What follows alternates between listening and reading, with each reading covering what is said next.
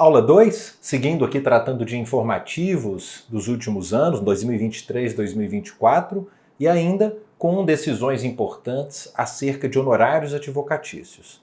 Aqui no próximo ponto, nós teremos um julgado envolvendo os honorários advocatícios e a fazenda pública. Vocês sabem que o artigo 85, parágrafo 3º, ele dispõe que quando a fazenda pública for parte, a fixação dos honorários, ela observa alguns percentuais. Vocês devem se lembrar desses percentuais que vão sendo diminuídos à medida que a condenação ou o proveito econômico vão sendo majorados, né? Começam aqui os percentuais de 10% a 20%, quando o valor da condenação ou do proveito econômico for de até 200 salários. Depois, cai para de 8% a 10%, se o valor da condenação for de 200 salários até 2.000, e assim sucessivamente até os menores percentuais de no mínimo 1% a no máximo 3% em casos de altíssimas condenações, como no caso de valores acima de 100.000 salários mínimos.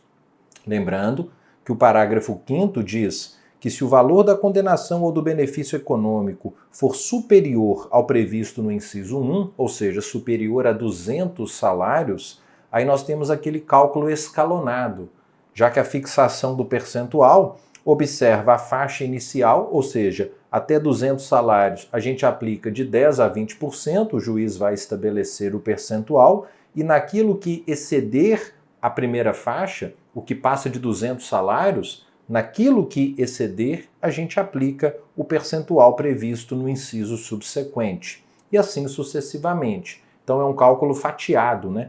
Se a condenação, por exemplo, é de 300 salários, a gente pega 200 salários e sobre eles aplica o percentual do inciso 1. Sobre o que excede os 100 salários seguintes, a gente aplica o percentual do inciso 2 e assim sucessivamente. E sobre esse ponto, o Superior Tribunal de Justiça, aqui no julgado do informativo edição extraordinária número 11, destacou que, nas causas em que a fazenda for parte, essa aplicação sucessiva das diversas faixas de alíquotas de honorários dá-se quando o benefício econômico superar a primeira faixa desse escalonamento que eu te apresentei, não havendo distinção se vencedora a fazenda pública ou a parte contrária. Então essa lógica, essa metodologia de cálculo, ela é aplicada seja quando a fazenda pública ela é vencedora, ou seja, quando é vencedora a parte contrária, e aí a fazenda pública é sucumbente. Até porque, convenhamos, o artigo 85, parágrafo 3º, ele traz a métrica de cálculo de honorários para situações em que a fazenda pública seja parte. O CPC não disse que é apenas quando ela for vencida. Então, seja quando vencedora a fazenda, seja quando vencedora a parte contrária.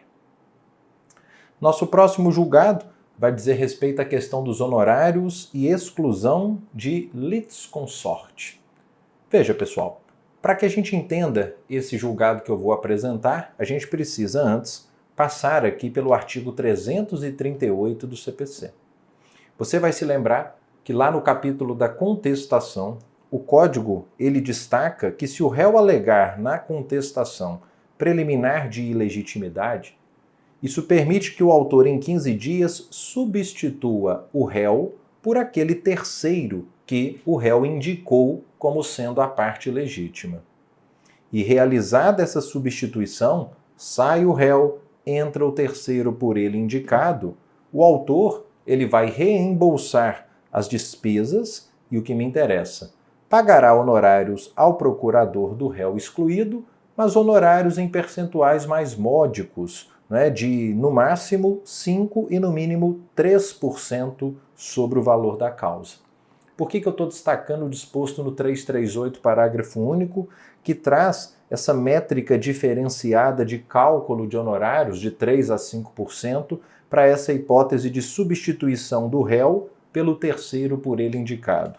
Porque aqui nesse informativo de edição extraordinária, o STJ entendeu que o juiz, vejam, é outra situação, mas que vai utilizar por analogia o que eu acabei de te explicar.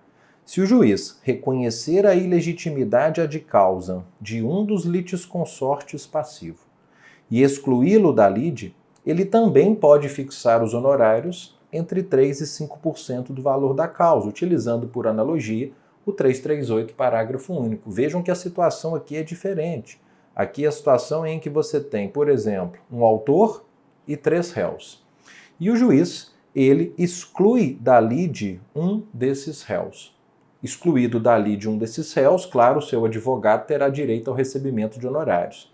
Mas talvez por ter havido ali ainda uma pouca intervenção, uma atuação mais restrita do advogado, a fim apenas de excluir o seu cliente da lide, o STJ entendeu pela aplicação desses percentuais mais módicos de honorários advocatícios. Tá bom? Muito bem. E, para a gente fechar as decisões sobre honorários, temos aqui uma decisão que vai envolver honorários e advogado de núcleo de prática jurídica. Veja, esse é um julgado de um informativo de 2024, o informativo edição extraordinária 15, em que o STJ disse o seguinte, que o advogado de NPJ, de núcleo de prática jurídica, quando designado para patrocinar causa de juridicamente necessitado ou de réu revel, ante a impossibilidade de prestação de serviço pela defensoria, ele tem direito a honorários fixados pelo juiz e que serão pagos pelo Estado.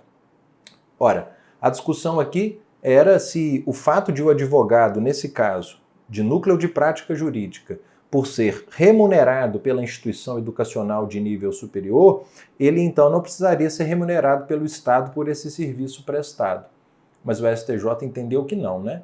O fato de o advogado, repito, já ser remunerado pela instituição para a qual ele trabalha, na qualidade ali de membro do NPJ, isso não impede que ele receba honorários na condição de defensor dativo, né?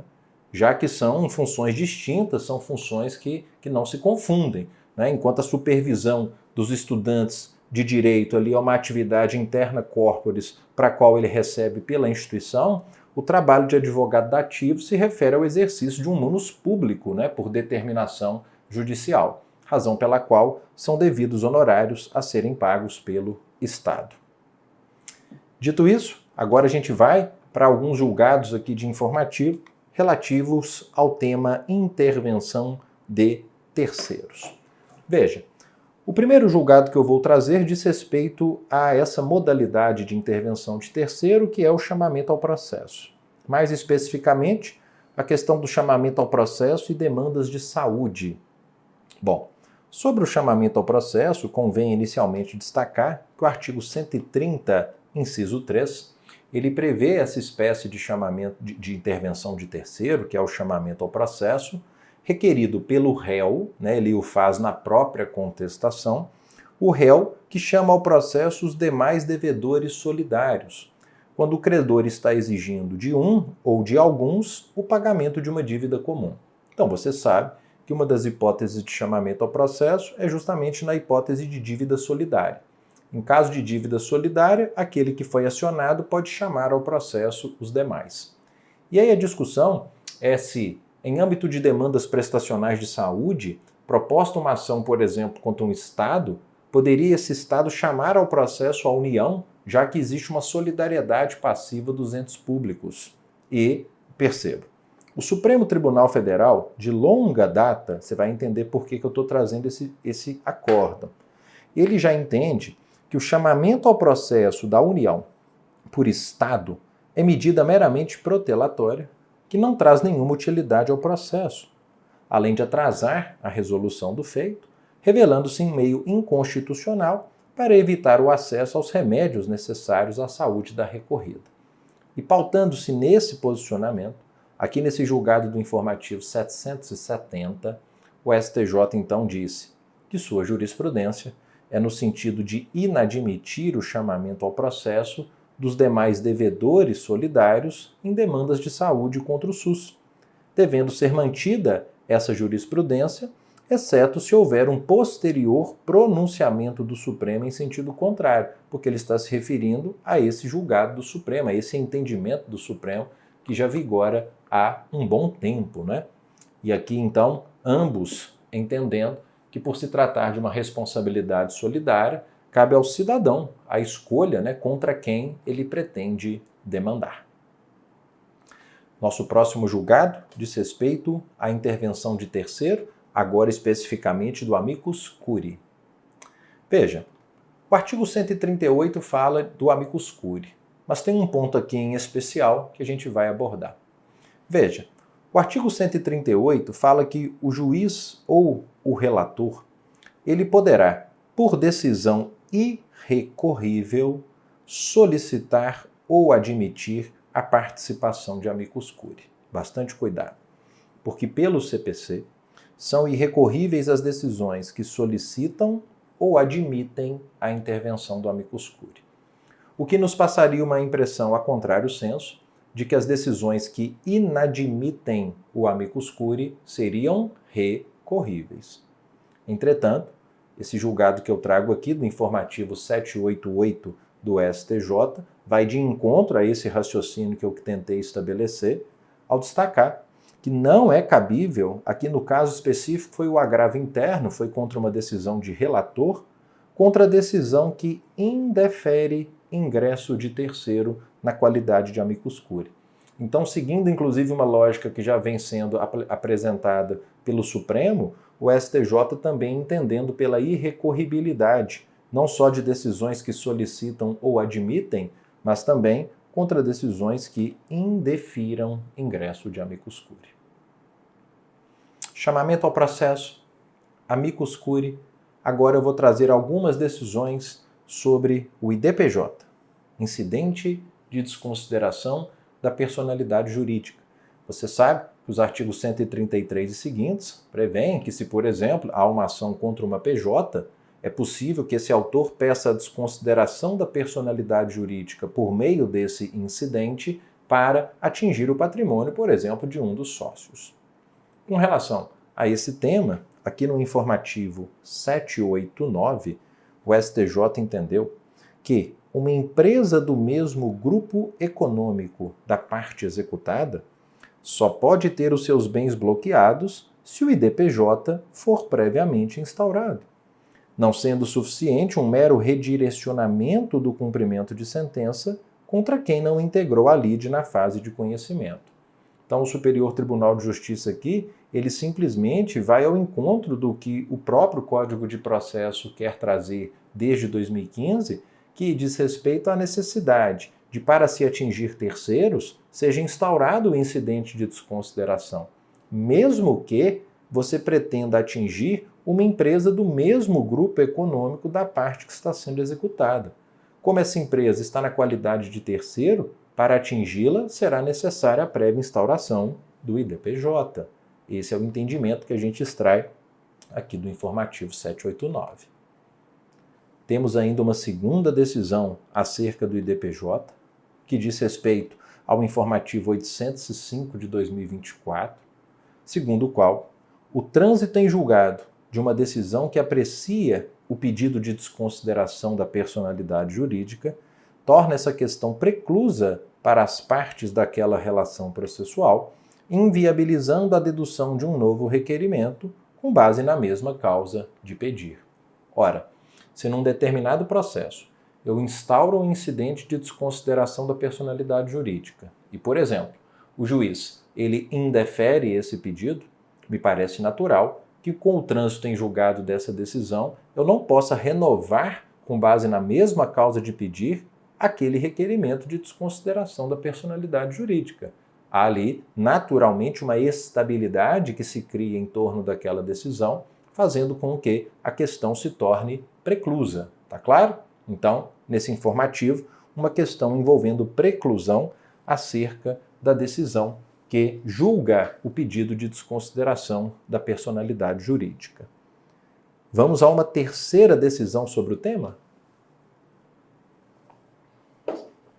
Aqui a gente já tem o informativo 806 de 2024, tratando desse assunto, que vai dizer: aplica-se a TAC, a técnica de julgamento ampliado ou técnica de ampliação do colegiado, ao agravo de instrumento que, por maioria, reforma a decisão proferida em incidente de desconsideração, seja a desconsideração direta, seja a desconsideração inversa da personalidade jurídica, seja para admitir o pedido ou para rejeitá-lo.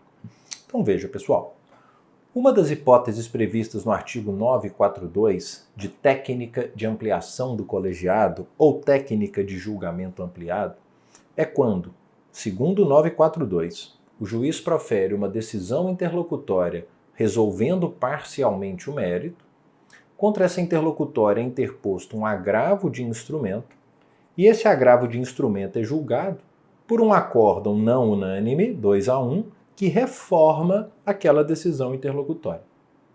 O que o STJ entendeu aqui é que, começa lá de baixo comigo, se eu tenho uma decisão interlocutória julgando o IDPJ, seja para admitir o pedido, seja para rejeitá-lo, ele está entendendo que essa decisão interlocutória se enquadra nesse contexto de uma decisão que julga parcialmente o mérito, conforme diz o 942.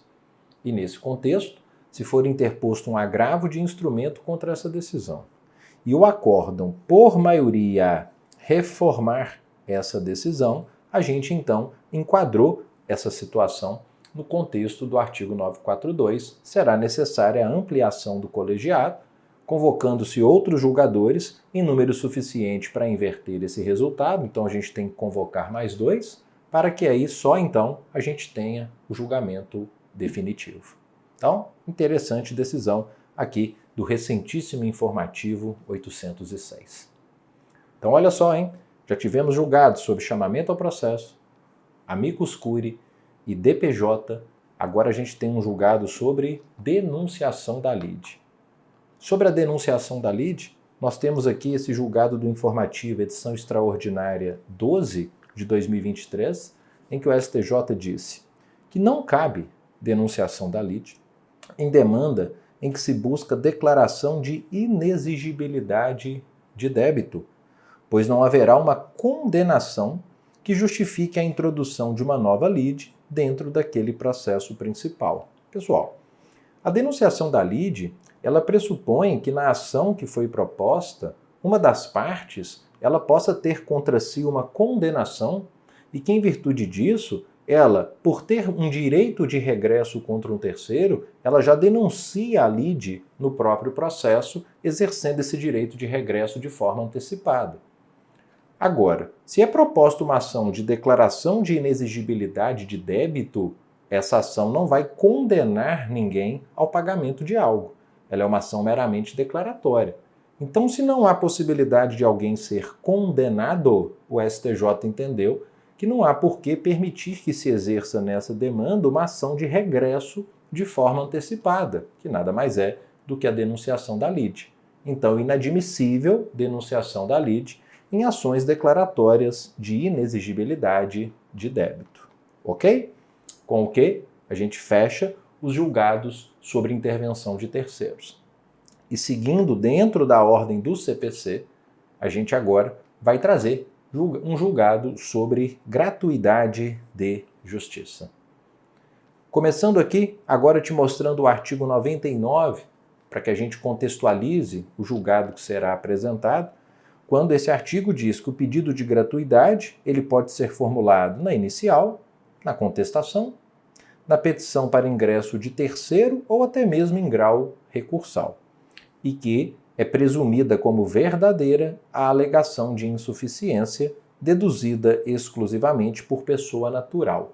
No caso, exclusivamente por pessoa natural, porque para a pessoa jurídica é necessária a comprovação da insuficiência, né? E não há presunção de veracidade dessas alegações. Então, esqueça a pessoa jurídica, foca comigo na gratuidade da justiça para a pessoa natural. No caso específico aqui desse julgado que eu vou te mostrar, um tribunal de justiça ele indeferiu o benefício que foi pleiteado por um menor, pelo fundamento de que não foi comprovada a hipossuficiência financeira dos seus pais. E segundo o STJ, esse não é o melhor entendimento. Isso não se revela cabível, já que a representação da criança ou adolescente por seus pais vincula-se a incapacidade civil e econômica do próprio menor, sobre o qual incide a regra que eu te mostrei, que é a regra do parágrafo 3º. Mas isso não implica automaticamente o exame do direito à gratuidade com base na situação financeira dos pais. O STJ entendeu aqui que não se pode exigir que esses pressupostos legais que autorizam a concessão da gratuidade, eles sejam preenchidos por uma pessoa distinta da parte, como o caso do seu representante legal. Então, não se pode criar essa vinculação e deve ser analisada a figura do menor, as condições do menor, que é a parte do processo, para fins de obtenção ou não da gratuidade da justiça. Tranquilo? Então, muito bem, informativo 781. É quanto ao próprio menor que incide a regra do 99, parágrafo 3º, e não a situação financeira dos seus representantes. O próximo julgado, seguindo mais uma vez, digo, a sequência do próprio CPC, vai dizer respeito a questões envolvendo impedimento do juiz. E esse julgado é um julgado do Supremo Tribunal Federal, que vai reconhecer a inconstitucionalidade do artigo 144, inciso 8 do CPC. O 144, inciso 8, que diz que o juiz é impedido caso figure como parte cliente do escritório de advocacia, de seu cônjuge, companheiro, parente, consanguíneo ou afim, em linha reta ou colateral, até o 3º grau, mesmo que esse cliente esteja patrocinado por advogado de outro escritório. E o Supremo, debruçando-se aqui sobre esse inciso 8, entendeu que ele é inconstitucional por violar os princípios do juiz natural, da razoabilidade e da proporcionalidade. Por quê? Segundo o Supremo, para que essa norma seja cumprida, o juiz precisa exigir do seu cônjuge, do seu companheiro ou do seu parente que lhe encaminhasse diariamente a relação dos seus clientes, para que o juiz então pudesse verificar a existência de processos em que algum desses clientes fosse parte, o que então é desproporcional, é irrazoável e, portanto, reconheceu a inconstitucionalidade do inciso 8 do 144. Ainda sobre impedimento do juiz, nosso próximo julgado, esse já de informativo do STJ, vai dizer respeito ao impedimento do juiz e litígio com membro do Ministério Público. Entenda a situação partindo aqui do artigo 144, inciso 9, que diz que há impedimento do juiz quando ele promover uma ação contra a parte ou seu advogado. Veja, imagine comigo a seguinte situação. Imagine que um juiz, aqui na qualidade de consumidor, ele, por exemplo, tem uma causa contra um determinado banco, um banco X. Se, posteriormente, cai uma ação para esse magistrado, em que o banco X seja parte, por exemplo, o banco versus um determinado réu, o juiz é impedido. Por quê? Porque ele é impedido de exercer suas funções no processo quando ele promove uma ação contra a parte ou seu advogado. E o juiz, ele promove uma ação contra a parte desse processo que caiu para ele. Agora, imagine, o juiz então tem uma causa contra o advogado João. Se posteriormente cai para esse juiz uma ação em que o João seja advogado da parte, também ele será impedido. Por quê? Porque o juiz promove uma ação, agora não contra a parte do processo, que é o banco, mas contra o advogado. E então, o STJ, ele, acerca desse tema, entendeu que essa hipótese de impedimento que estamos falando, ela é aplicável também no caso de litígio entre juiz e o membro do Ministério Público baseada em suposta perseguição. O que aconteceu nesse caso? O juiz, ele ajuizou uma ação contra um membro do Ministério Público. Ação que tinha como causa de pedir uma suposta perseguição pessoal. Posteriormente, o Ministério Público propôs uma ação com a inicial subscrita justamente por aquele promotor. O STJ diz que, apesar de o membro do Ministério Público não ser parte nem advogado, né, para enquadrar perfeitamente aqui no inciso 9, esse fato, de alguma forma, pode comprometer a imparcialidade do juiz. Por essa razão, essa hipótese do inciso 9 de impedimento se aplica nesse caso, no caso de litígio entre o juiz e o membro do MP, baseada em uma suposta perseguição. Tá claro? Então é uma forma de se interpretar aqui ampliativamente esse inciso 9 do artigo 144. Findo esse ponto, a gente agora vai trazer algumas decisões envolvendo a Defensoria Pública no processo civil. Uma primeira decisão que vou trazer diz respeito à Defensoria Pública e à questão dos honorários. Na verdade, até mais de uma decisão de informativa acerca desse tema. Começando por uma decisão bem recente, de 2024, aqui do informativo edição extraordinária 15, quando o STJ destaca que a Defensoria, quando ela exerce a função de curadoria especial, lá do artigo 72 do CPC, ela faz jus à verba decorrente da condenação ao pagamento de honorários, caso o seu assistido sagre-se vencedor na demanda.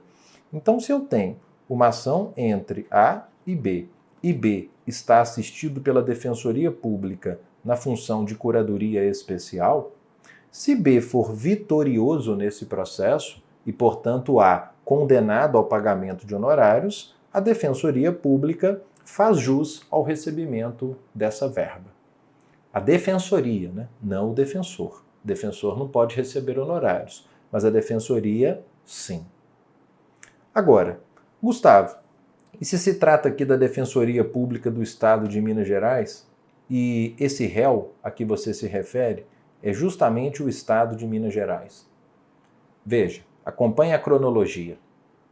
O Superior Tribunal de Justiça sempre teve entendimento, como a gente vê aqui da súmula 421, que nesse caso os honorários não seriam devidos. Veja, os honorários advocatícios não são devidos à Defensoria quando ela atua, como no exemplo que eu criei, contra a PJ de direito público à qual pertença.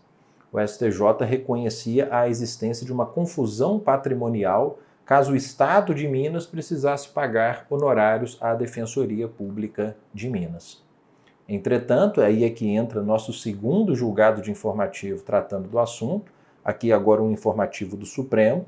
Muitos devem estar já se lembrando que o Supremo, então, ele se contrapôs à súmula 421, dizendo que é sim devido o pagamento de honorários à Defensoria, mesmo quando ela representa parte em demanda ajuizada contra ente público, qualquer ente público, inclusive aquele que integra. Reconheceu aqui o Supremo que o valor recebido a título de honorários que é devido deve ser destinado exclusivamente ao aparelhamento das defensorias. Como já disse, é absolutamente vedado o rateio entre os membros da instituição. O Supremo reconheceu a autonomia administrativa, funcional e financeira da Defensoria Pública, né? Concluindo ali pela inexistência daquela chamada confusão patrimonial em virtude de qualquer ausência de subordinação da Defensoria ao Poder Executivo. E o STJ? O STJ, desde 2023, como a gente vê aqui nesse terceiro julgado de informativo sobre o tema, ele então começou a acompanhar o entendimento do Supremo. Como a gente vê aqui no informativo 786, quando ele já disse que é assegurado o pagamento de honorários sucumbenciais à Defensoria, independentemente do ente público com que litiga. E a última história, o último capítulo aqui dessa história foi, em abril de 2024, o cancelamento da súmula 421. Então ela está formalmente cancelada.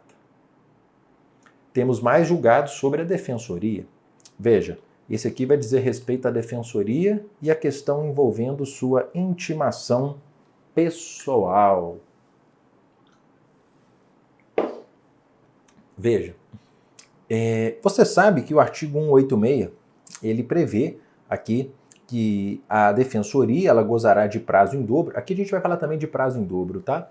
Para todas as suas manifestações. E que esse direito se aplica aos escritórios de prática jurídica de faculdades de direito reconhecidas na forma da lei, bem como a entidades que prestem assistência gratuita em convênios firmados, né, com a Defensoria.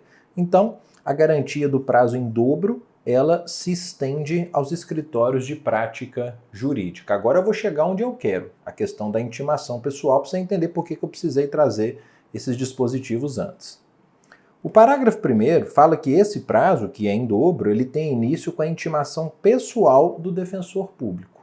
Intimação pessoal que se dá por carga, remessa ou meio eletrônico. E qual foi a dúvida levada ao STJ e resolvida nesse julgado do informativo? É se essa prerrogativa de intimação pessoal que o Código assegura às defensorias, ela se aplica aos núcleos de prática jurídica das faculdades, assim como o prazo em dobro, por força de lei, se aplica. Veja, e ele decidiu aqui no informativo 794 que sim, que a prerrogativa de intimação pessoal a que estamos nos referindo, ela também se aplica aos núcleos de prática jurídica, de faculdades públicas ou privadas. Então, por isso que eu comecei precisando trazer a questão do prazo em dobro, para lembrar que o CPC, aí já não é o STJ, diz que a prerrogativa do prazo em dobro se estende aos NPJs. E a prerrogativa da intimação pessoal? Aí essa já é uma conclusão a que chegou o STJ aqui no informativo 794, ok? Nosso próximo julgado já começa aqui o tema dos atos processuais. E vai dizer respeito ao tema da preclusão temporal e a justa causa. Veja, muitos vão se lembrar que o artigo 223 trata da preclusão temporal, quando ele diz que, decorrido o prazo, extingue-se o direito de praticar ou de se emendar o ato processual, independentemente de declaração judicial, que é a perda, portanto, da faculdade de um poder processual pelo decurso do tempo. Mas o parágrafo 1º desse artigo diz que fica assegurado, porém, à parte provar que não o realizou por uma justa causa, considerando-se justa aquela causa como um evento alheio à vontade da parte e que impediu a parte de praticar o ato por si ou por mandatário. E veja, nesse contexto do que pode ou não ser reconhecido como uma justa causa, né, enquanto evento alheio à vontade da parte, aqui no informativo 728, a Corte Especial, então cuidado, precedente vinculante, entendeu que erro do sistema eletrônico do Tribunal de Origem na indicação do término do prazo é apto a configurar essa justa causa para afastar a intempestividade do recurso. Então, por se tratar de um evento alheio, né, à vontade da parte, esse evento, então, causado pelo próprio tribunal, que disse que o fim do prazo de um recurso era dia 12, por exemplo, mas na verdade o fim do prazo era dia 11, isso configura a justa causa e afasta a intempestividade. Agora, cuidado. Volta comigo, deixa eu destacar uma parte interessante, porque tem outro julgado de informativo de 2024. Perceba, considera-se justa causa o evento alheio à vontade da parte e que a impediu de praticar o ato por si ou por mandatário. Uma outra situação que a gente pode ter aqui, e é muito sempre ventilada, é a ideia relativa à doença do advogado. A doença do advogado pode constituir justa causa?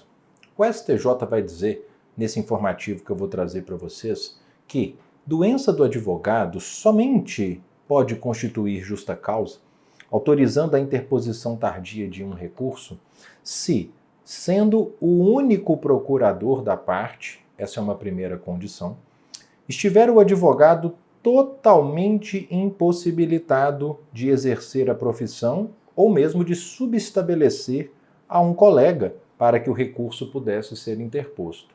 Então, para a aplicação dessa norma no que se refere à doença de advogado, é preciso que ele seja o único advogado do processo e que ele não tenha condições de sequer subestabelecer os poderes para que um colega possa agir em seu nome.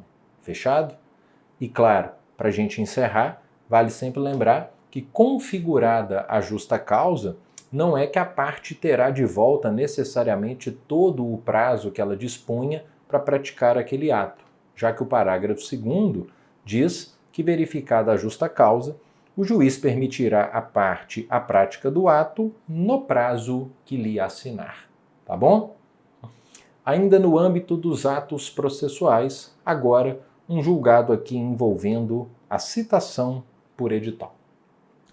Entre outras hipóteses, o artigo 256, ele fala que a citação por edital, ela será feita quando ignorado ou incerto o lugar em que se encontrar o citando.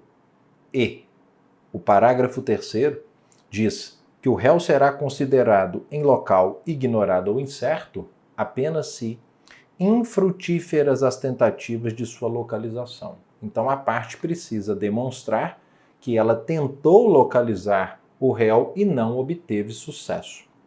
E aí, sobre essa situação, que inclusive deve contar com o auxílio do magistrado, obtendo informações junto a cadastros de órgãos públicos ou concessionárias de serviços públicos, o Superior Tribunal de Justiça, aqui nesse informativo de 2023, disse que a prévia expedição de ofício às concessionárias de serviços públicos para fins de localização do réu antes de se autorizar a citação por edital, ela é facultativa. Aqui, embora não tenha havido requisição de informações às concessionárias de serviços públicos, reconheceu o STJ que houve a pesquisa de endereços nos cadastros de órgãos públicos por meio daqueles sistemas informatizados que ficam à disposição do juízo, Bacenjude, Renajude, Infojude, e que nesse caso, então, não havia que se falar em nulidade da citação por edital, porque embora não tivesse havido essa expedição de ofício, e não houve, por outro lado, tentativas de localização do endereço, notadamente pelos sistemas postos à disposição do juízo, Cisbajude, Renajude, Infojude, o próprio Ciel. Então, em razão disso, ele afastou uma alegação de nulidade, então somente por não ter havido essa expedição de ofício, que, como ele destacou, ela não é obrigatória, ela é facultativa. Outro julgado de informativa, ainda no capítulo aqui dos atos processuais, vai dizer respeito aos prazos. Mais especificamente, a questão dos prazos e a indisponibilidade do sistema eletrônico. Veja, o artigo 224, ele diz que o prazo ele será contado com a exclusão do dia do começo e a inclusão do dia do vencimento. Essa talvez seja a regra mais conhecida sobre os prazos. Me interessa o parágrafo 1º, porque o parágrafo 1º ele vai dizer, veja, eu vou destacar o que me interessa nele de olho no marca-texto. Ele vai dizer que os dias do começo e do vencimento do prazo, os dias do começo e do vencimento do prazo, eles serão protraídos para o primeiro dia útil seguinte, se, atenção, se houver indisponibilidade da comunicação eletrônica. Então, se no dia do começo ou no dia do vencimento do prazo houver indisponibilidade do sistema eletrônico, nós então protrairemos esse dia para o primeiro seguinte. O que o STJ decidiu aqui nesse informativo 778 é que não se aplica essa regra, a de prorrogação do prazo, notadamente do término, se ocorrer eventual indisponibilidade no meio do curso do prazo. É só se a indisponibilidade for no dia do término, sendo admitida a prorrogação apenas quando a indisponibilidade coincida com o primeiro ou com o último dia do prazo, dia do começo e do vencimento. Caso em que o termo inicial ou final será protraído para o primeiro dia útil seguinte. Ok? Informativo 778. Ainda dentro dos atos processuais, a nossa próxima decisão vai dizer respeito aos meios de intimação no processo. Começando aqui, introduzindo a discussão, relembrando o artigo 270, que lembra que as intimações realizam-se sempre que possível por meio eletrônico. E o que é, para o Superior Tribunal de Justiça, uma intimação eletrônica? Para o STJ, intimação eletrônica compreende tanto a intimação pelo Diário da Justiça Eletrônico, o DJE, quanto as intimações pelo portal do processo judicial eletrônico, o PJE. Particularmente, não me filio a essa corrente, porque entendo que intimação eletrônica é apenas a que se dá aqui no processo judicial eletrônico. É a do artigo 5º da Lei da Informatização do Processo. Na minha concepção e de alguns autores, a intimação pelo Diário da Justiça Eletrônico, DJE, seria apenas uma intimação pelo órgão oficial do artigo 272, mas que se dá de uma forma eletrônica. Mas enfim, para o STJ, veja, ele entende que intimação eletrônica é tanto a pelo DJE quanto a pelo PJE. E aqui no contexto dessa dualidade, há decisões importantes do STJ. A primeira, uma aqui do informativo 2021, que eu só estou aproveitando o gancho e trazendo uma mais antiga, quando ele lembra que o termo inicial da contagem dos prazos processuais em caso de duplicidade de intimações eletrônicas se dá com a realizada pelo portal eletrônico, o PJE, que prevalece sobre a publicação no Diário da Justiça, o DJE. Então, perceba que aqui ele está considerando como intimação eletrônica tanto a do PJE quanto do DJE. E havendo duplicidade de intimações, prevalece aquela feita pelo portal eletrônico, escanteando-se aquela feita pelo Diário da Justiça eletrônico. E a decisão 2023-2024, que tem sido o nosso foco aqui, eu só trouxe essa mais antiga para contextualizar, é quando o STJ decidiu que não pode haver, nesse contexto, modificação ou alternância entre um meio e outro no mesmo processo. Veja, aqui nesse informativo de 2024, o 801, ele entendeu que é nula a modificação ou alternância do meio de intimação eletrônica, portal ou diário eletrônico, durante a tramitação do processo, sem que haja um aviso prévio, o que pode causar prejuízo às partes. Então, a vedação dessa alternância ou modificação DJE, PJE, PJE, DJE, sem que haja prévio aviso às partes, causando ali algum tipo de prejuízo processual. Então são todas essas as decisões envolvendo aqui os atos processuais nos informativos dos últimos 2 anos, 2023 e 2024. E aí, eventualmente, eu puxo alguma que se contextualize. Agora, a gente vai ver o que de mais recente foi publicado em informativo do STJ no âmbito das tutelas provisórias. Veja, uma primeira decisão importante que eu vou trazer sobre o assunto diz respeito à tutela provisória cautelar e aquela necessidade de formulação do pedido principal. Muitos vão se lembrar que nos termos do artigo 308 do CPC, quando é efetivada uma tutela cautelar requerida em caráter antecedente, a parte ela tem um prazo de 30 dias para formular nos mesmos autos, independentemente de novas custas, o pedido principal. Tema proposto do primeiro ENAM, em que o foco ali para acertar seria lembrar que o pedido principal não depende de novas custas. Mas, sobre a questão desse prazo de 30 dias, aqui no informativo 807, a Corte Especial do STJ, e sempre que é Corte Especial é importante, porque aí é precedente vinculante, então, coincidindo com a interpretação mais recente que o STJ vinha apresentando em outros órgãos fracionários, entendeu que esse prazo de 30 dias ele tem natureza processual e que, portanto, tem que ser contado em dias úteis.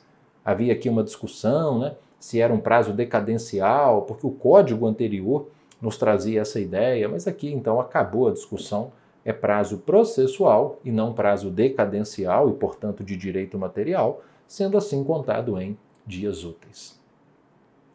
Tem mais decisão sobre tutela de urgência.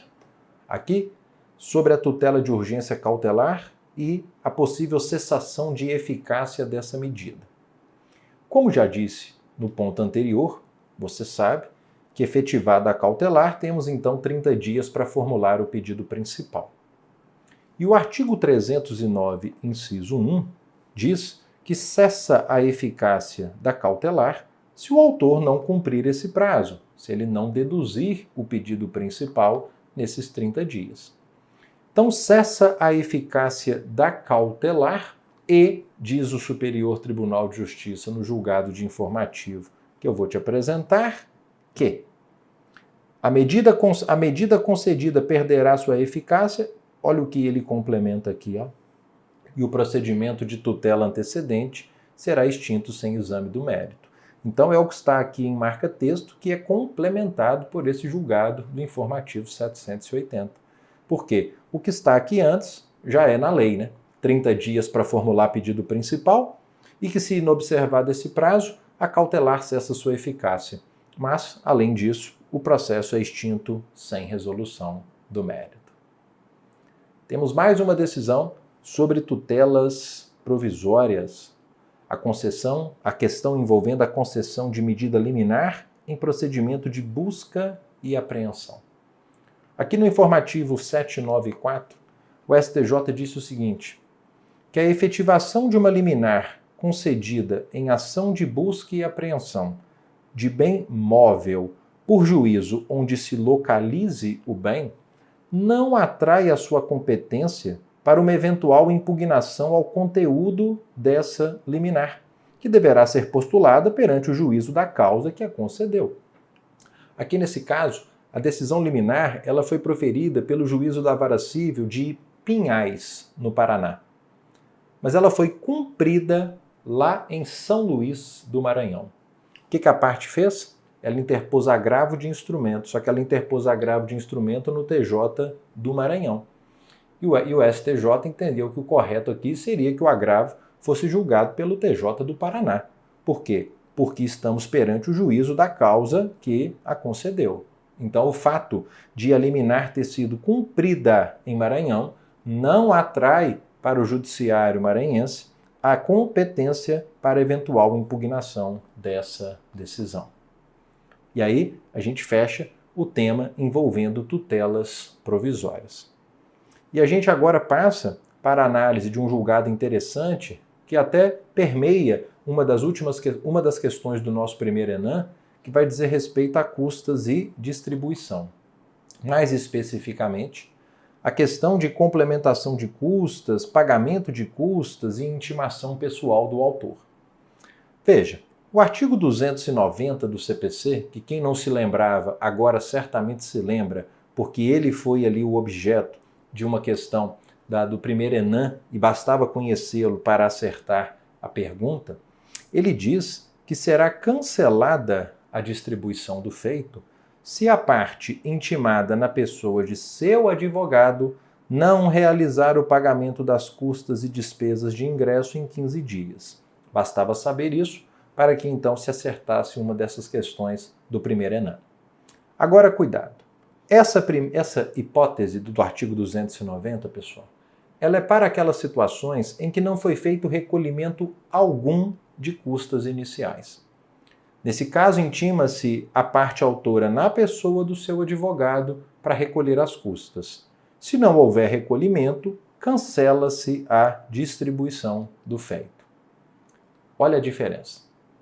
Entretanto, se foi feito algum tipo de recolhimento, se foi feito o recolhimento de algum valor por parte do autor, mas esse valor ele é considerado insuficiente e a parte intimada na pessoa do seu advogado não complementa, entende o STJ que será necessário que se intime o autor pessoalmente para esse recolhimento complementar.